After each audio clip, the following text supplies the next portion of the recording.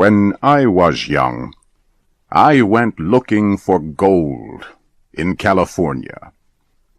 I never found enough to make me rich, but I did discover a beautiful part of the country.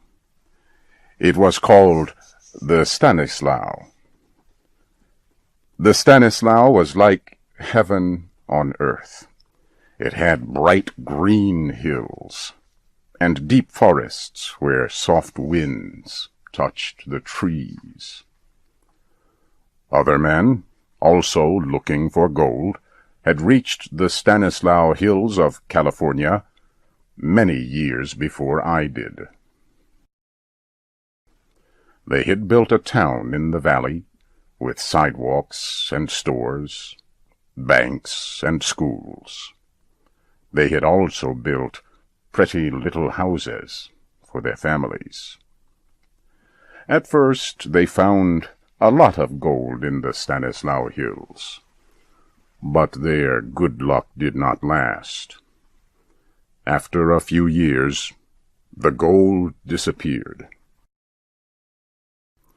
By the time I reached the Stanislaus, all the people were gone too. Grass now grew in the streets, and the little houses were covered by wild rose bushes. Only the sound of insects filled the air as I walked through the empty town that summer day so long ago. Then I realized I was not alone after all. A man was smiling at me as he stood in front of one of the little houses. This house was not covered by wild rose bushes.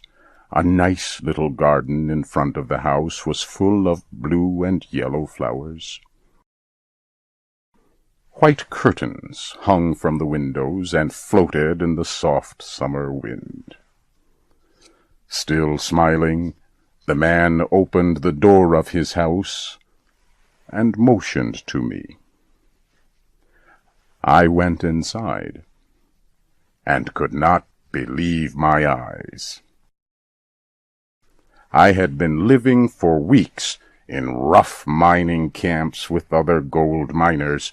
We slept on the hard ground, ate canned beans from cold metal plates, and spent our days in the difficult search for gold. Here in this little house, my spirit seemed to come to life again.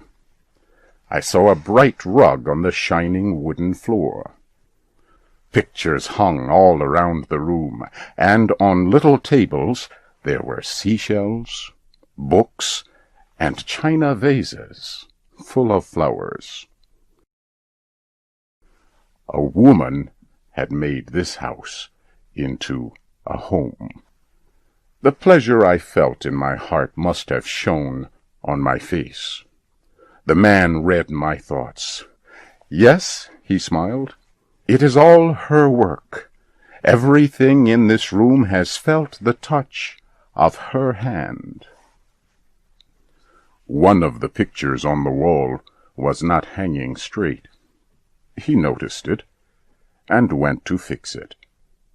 He stepped back several times to make sure the picture was really straight. Then he gave it a gentle touch with his hand. "She always does that," he explained to me. "It is like the finishing pat a mother gives her child's hair after she has brushed it. I have seen her fix all these things so often that I can do it just the way she does. I don't know why I do it. I just do it." As he talked, I realized there was something in this room that he wanted me to discover. I looked around. When my eyes reached a corner of the room near the fireplace, he broke into a happy laugh and rubbed his hands together. "That's it!" he cried out. "You have found it!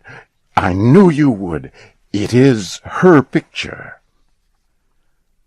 I went to a little black shelf that held a small picture of the most beautiful woman I had ever seen. There was a sweetness and softness in the woman's expression that I had never seen before. The man took the picture from my hands and stared at it. She was 19 on her last birthday. That was the day we were married. When you see her, oh, just wait until you meet her. I decided to stay. The man told me his name was Henry. That night, Henry and I talked about many different things, but mainly about her. The next day passed quietly. Thursday evening we had a visitor. He was a big, gray-haired miner named Tom. "I just came for a few minutes to ask when she's coming home," he explained. "Is there any news?" "Oh, yes," the man replied. "I got a letter. Would you like to hear it?" He took a yellowed letter out of his shirt pocket and read it to us. It was full of loving messages to him and to other people, their close friends and neighbors. They also brought flowers and a bottle of whiskey. They put the flowers in vases and began to play some fast and lively songs on their guitars. Henry's friends kept giving him glasses of whiskey, which they made him drink. When I reached for one of the 2 glasses left on the table, Tom stopped my arm. "Drop that glass and take the other one," he whispered. He gave the remaining glass of whiskey to Henry just as the clock began to strike midnight. Henry emptied the glass. His face grew whiter and whiter. "Boys," he said, "I am feeling sick. I want to lie down." Henry was asleep almost before the words were out of his mouth.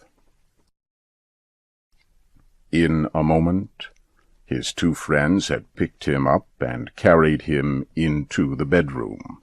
They closed the door and came back. They seemed to be getting ready to leave, so I said, "Please don't go, gentlemen. She will not know me. I am a stranger to her." They looked at each other.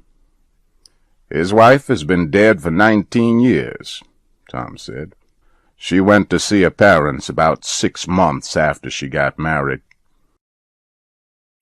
On her way back, on a Saturday evening in June, when she was almost here, the Indians captured her.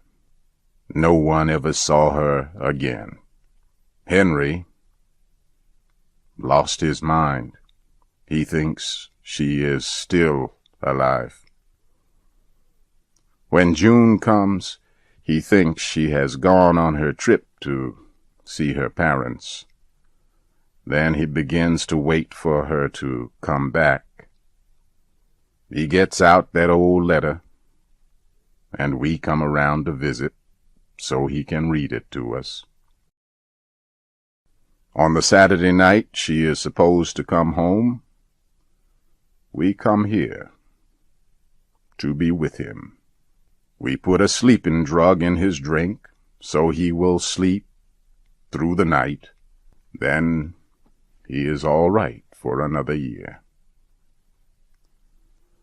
The first year there were 27 of us. Now just the 2 of us are left." He opened the door of the pretty little house, and the 2 old men disappeared into the darkness of the Stanislaus.